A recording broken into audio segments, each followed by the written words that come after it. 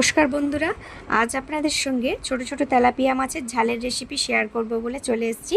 ভিডিওটা সবাই দেখতে থাকুন। নুন হলুদ মাখিয়ে মাছগুলো আমি সর্ষের তেল দিয়ে ভেজে নিচ্ছি। কড়া কিন্তু খুব ভালো করে গরম হলে তবেই তেল দেওয়ার পরে মাছগুলো দিতে হবে, নাই মাছগুলো ভেঙে যাবে।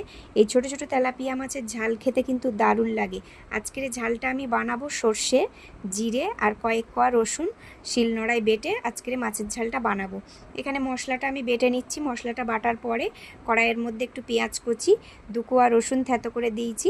এবার বাটা মশলাটা দিয়ে দিলাম। বাটা মশলাটা তেলের উপরে খুব ভালো করে কষিয়ে নেওয়ার পরে এতে হলুদ গুঁড়ো, লঙ্কার গুঁড়ো, পরিমাণ মতো নুন দিচ্ছি। মশলাটা খুব ভালো করে কষানো হয়ে গেলে এবার এর মধ্যে জল দিয়ে দিচ্ছি। ঝোলটা ফুটে উঠলে ভেজে রাখা তেলাপিয়া মাছগুলো ঝোলের মধ্যে দিচ্ছি।